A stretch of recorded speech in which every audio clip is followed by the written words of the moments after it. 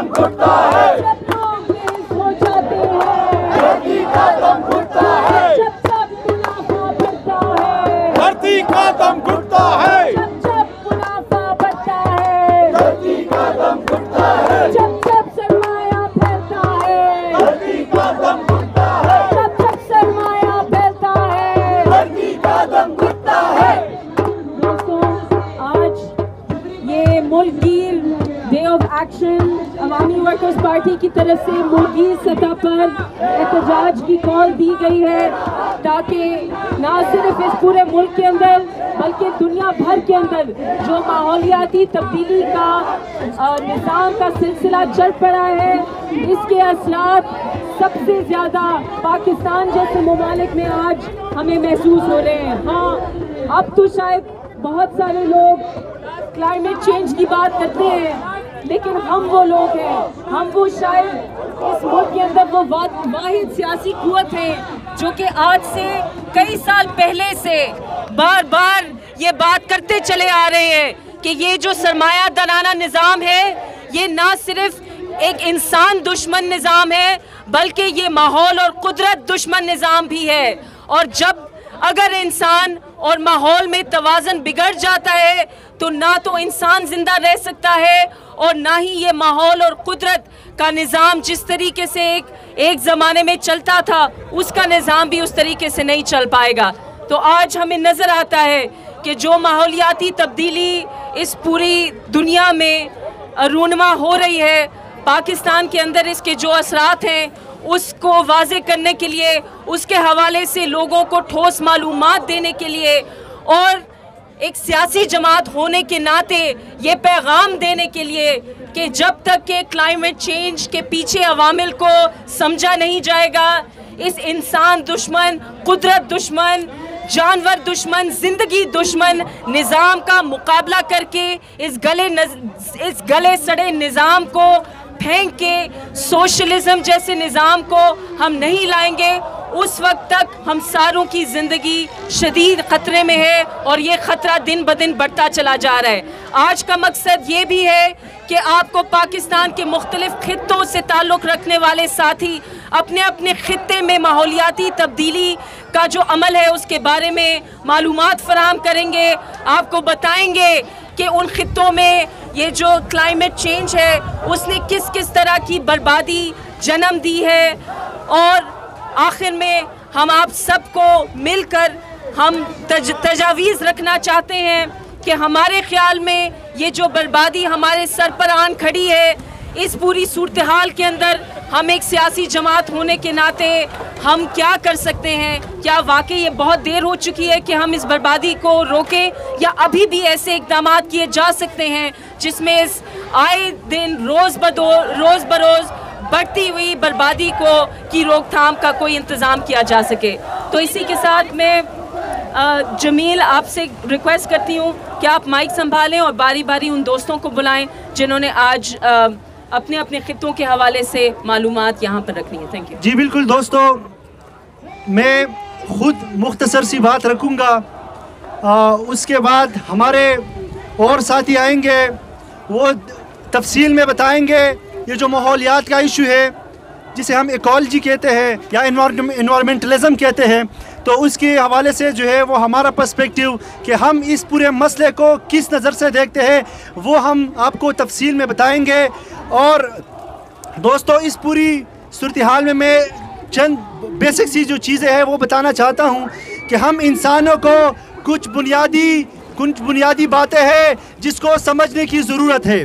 अगर हमने इस दुनिया को जहन्नुम बनाने से बचाना है तो हम इंसानों को चंद बुनियादी चीज़ें हैं जिसको समझने की ज़रूरत है।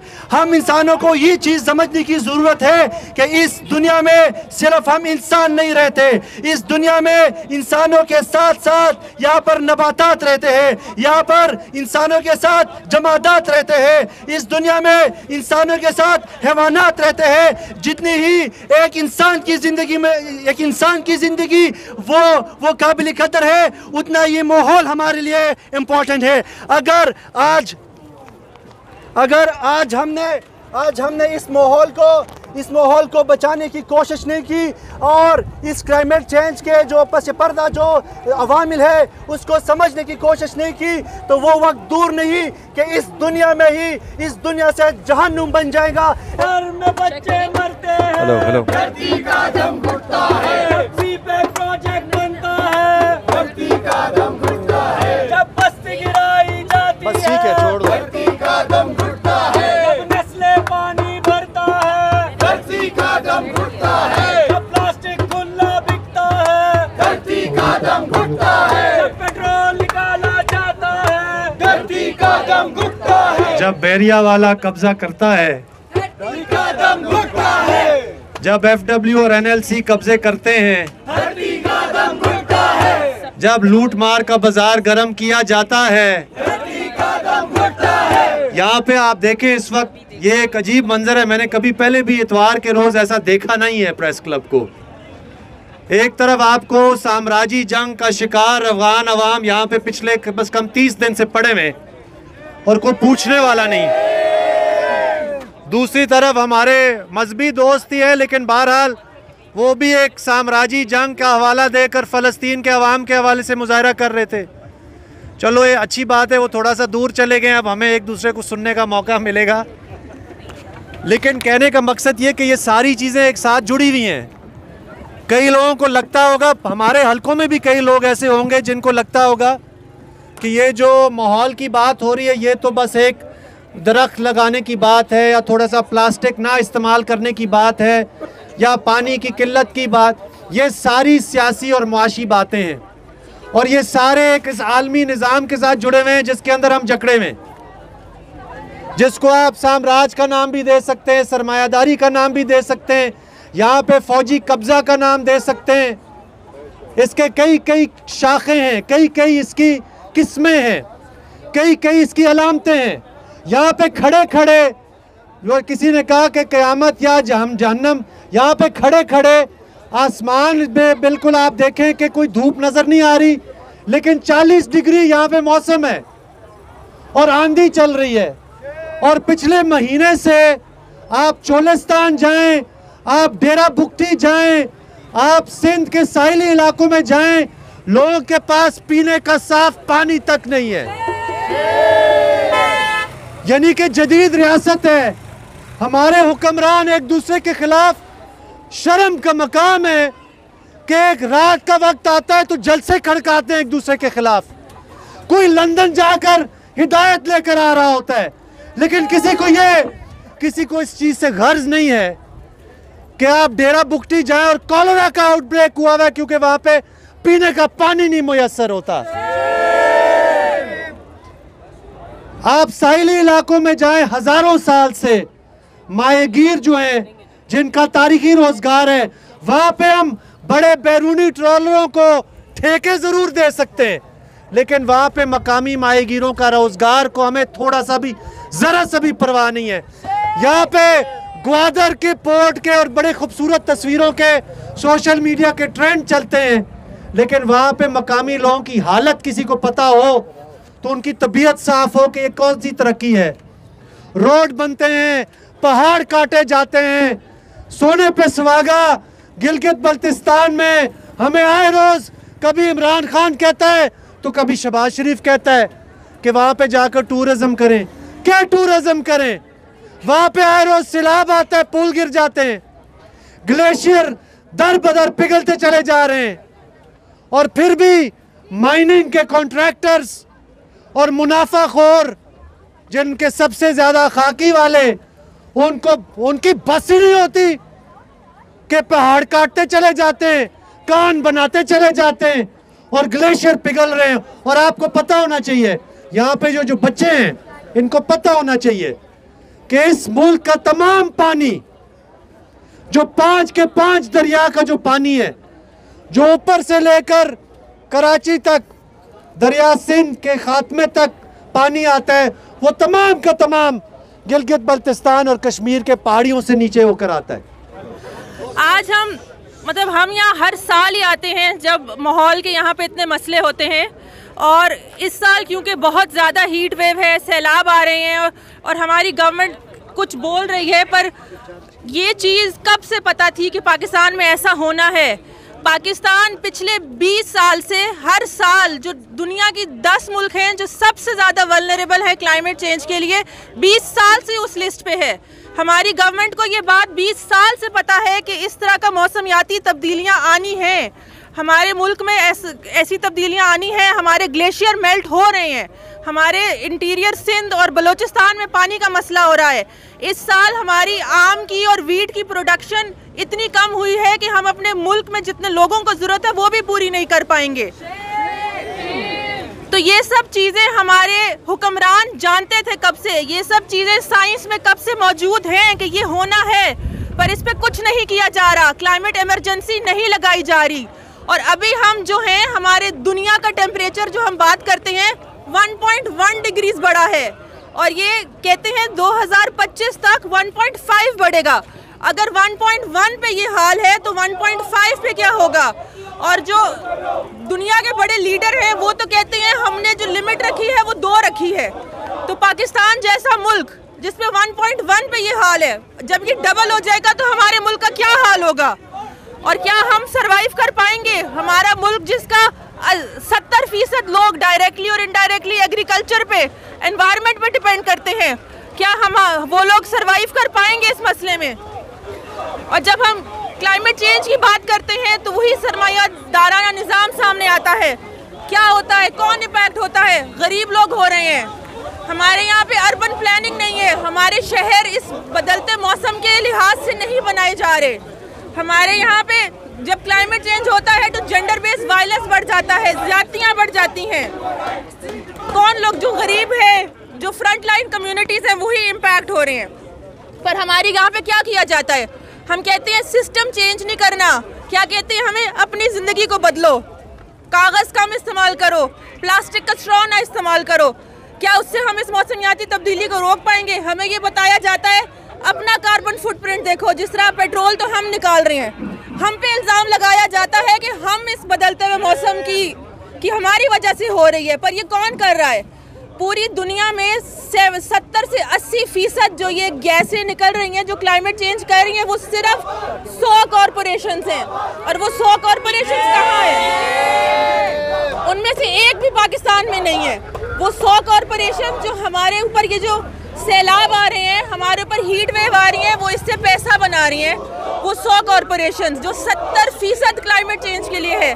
पर हमें क्या कहा जाता है, आप प्लास्टिक का थैला इस्तेमाल करते हैं, आप स्ट्रॉ इस्तेमाल कर रहे हैं, आप कागज़ ज़्यादा इस्तेमाल कर रहे हैं।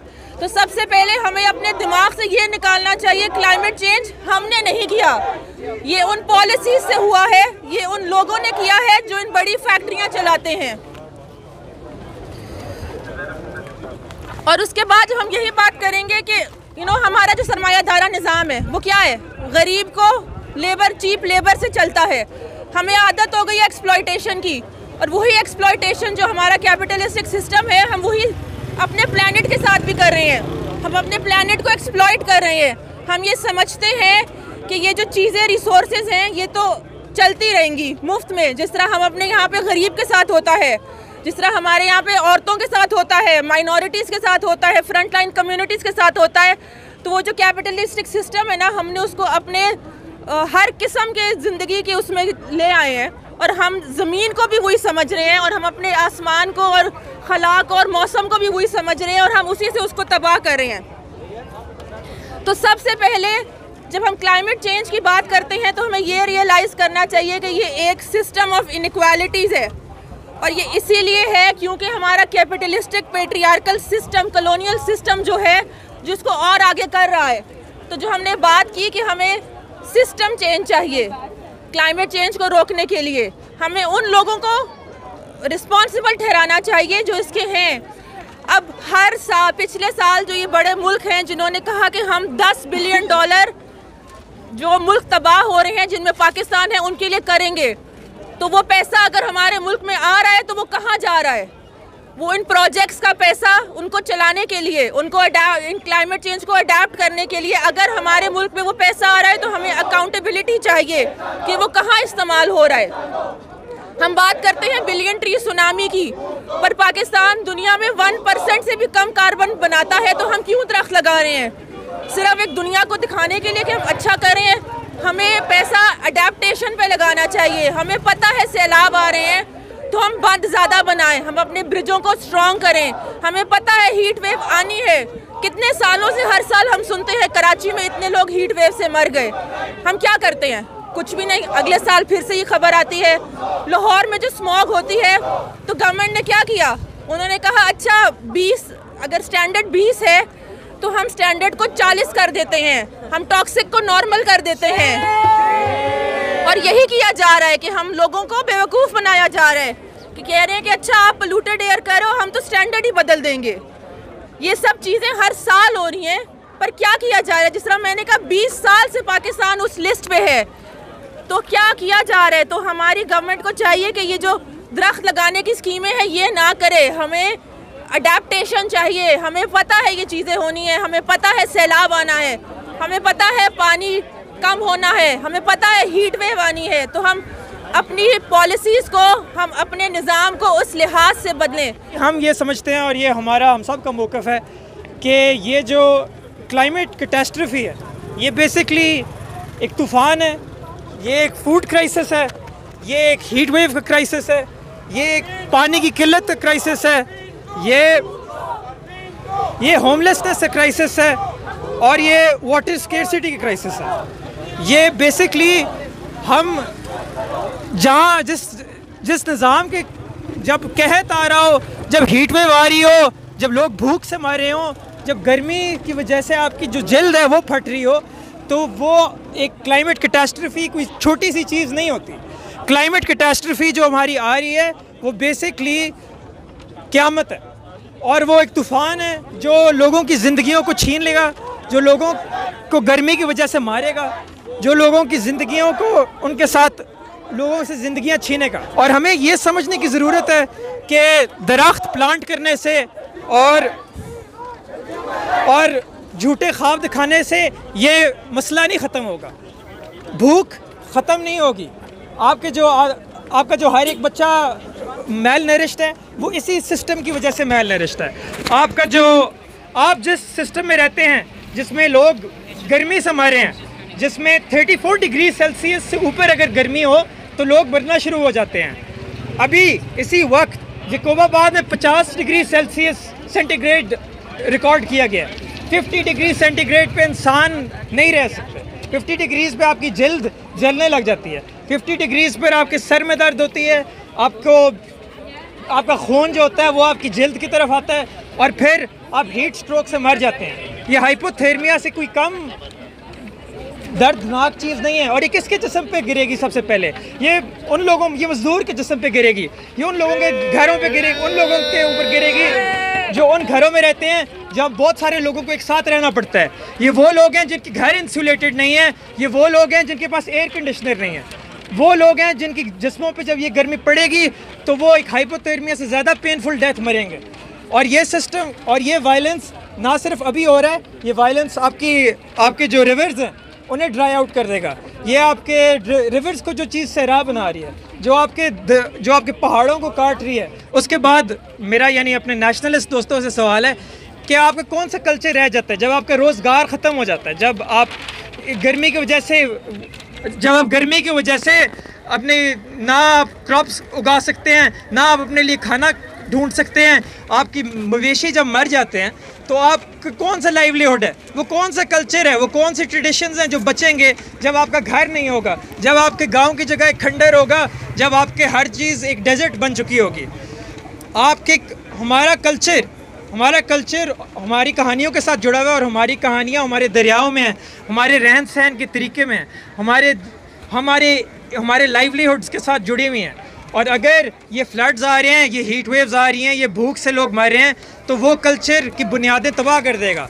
फिर आपके पास कुछ म्यूज़ियम पीसेस रह जाएंगे अपने ट्रेडिशन के, आपके पास कुछ खाने की चीज़ें रह जाएंगी, लेकिन आपके पास आपका असली कल्चर की जो बुनियादी मटेरियल रियलिटी है वो ख़त्म हो जाएगी। वैसे रुकन सच्ची बात है कि हम भी अभी ड्रामा ही पेश करने वाले हैं, लेकिन आपकी बात बिल्कुल दुरुस्त है कि जो सियासत में जो ड्रामे किए जाते हैं बिल्कुल कि लोगों के हकीकी इश्यूज़ को जिस तरीके से हुक्मरान जमातों ने मसक करके बिल्कुल ही गायब ही कर दिया है और अपने ड्रामों में ही आवाम को उलझाया हुआ है, उस लिहाज से तो आपकी बात बिल्कुल दुरुस्त है। जिन साथियों ने माइम पेश करना है वो प्लीज़ ज़रा आगे आ जाएं, और इससे पहले कि आप माइम पेश करें मैं G11 4 से आने वाले बच्चों को उनकी मैडम जो कि हमारी मेंबर भी हैं तौहीद साहिबा को इस मुजाहरे में आने पर खुशामदीद कहती हूँ। ये अभी थोड़ी देर पहले ये बात हो रही थी कि जो लोग सबसे मुतासिर हैं उनको हमें शामिल करना चाहिए। ये वो बच्चे हैं जो कि कच्ची आबादी में भी नहीं, ये झुग्गियों में रहने वाले बच्चे हैं। ये वो बच्चे हैं जो कि हमारी गाड़ियों को साफ़ करते हैं, जो कि इस शहर को चलाते हैं, जो कि जगह जगह पर इतनी छोटी उम्र में मजदूरियां करना शुरू हो जाते हैं। और आलम यह है कि इनके पास ये बैनर अगर इन्होंने उठाए हुए हैं तो किसी के कहने पे नहीं है, इसलिए क्योंकि इनके अपने घरों के अंदर, इनके अपने तंबू के अंदर अब तो पानी के भी लाले पड़ चुके हैं। पहले तो चलो कोई अच्छा कोठी वाला उनको भरने देता था, अब तो पानी की किल्लत की वजह से वो भी अपनी टूटियाँ बंद कर देते हैं। और साथ ही माइम के लिए तैयार हो जाए।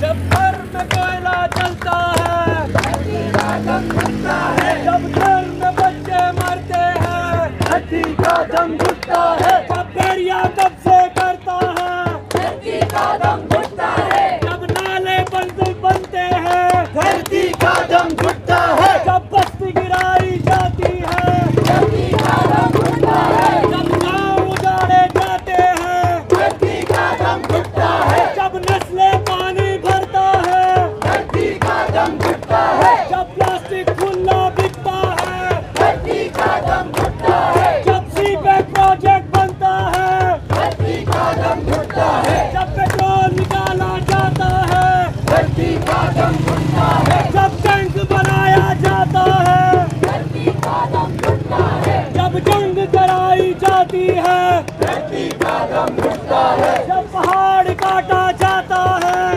धरती का दम घुटता है। जब पोलर बेयर मरता है, धरती का दम घुटता है। जब पंछी हिजरत करता है, धरती का दम घुटता है। जब नहर को नाला कहते हो, धरती का दम घुटता है। जब डैम बनाए जाते हैं, धरती का दम घुटता है। जब बच्चे प्यासे सोते हैं, धरती का दम घुटता है। जब जंग कराई जाती है, धरती का दम घुटता है। जब बस्ती गिराई जाती है, धरती का दम घुटता है। जब गांव उजाड़ा जाता है, धरती का दम घुटता है। जब शॉपिंग मॉल बनते हैं, धरती का दम घुटता है। जब गांव उजाड़ा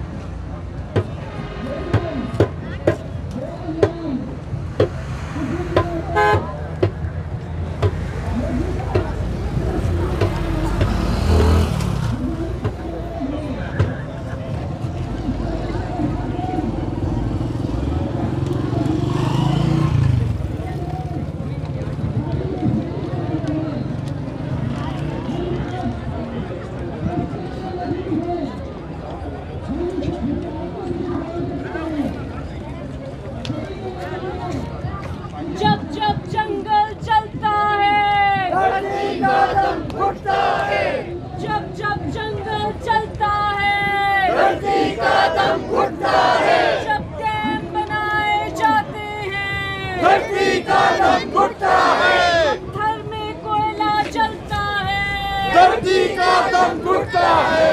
जब जब मार्बल बनता है धरती का दम घुटता है। चाबी में जब बम फटता है धरती का दम घुटता है। चाबी में जब बम फटता है धरती का दम घुटता है। जब एटम बम गिरता है धरती का दम घुटता है। जब एटम बम गिरता है धरती का दम घुटता है।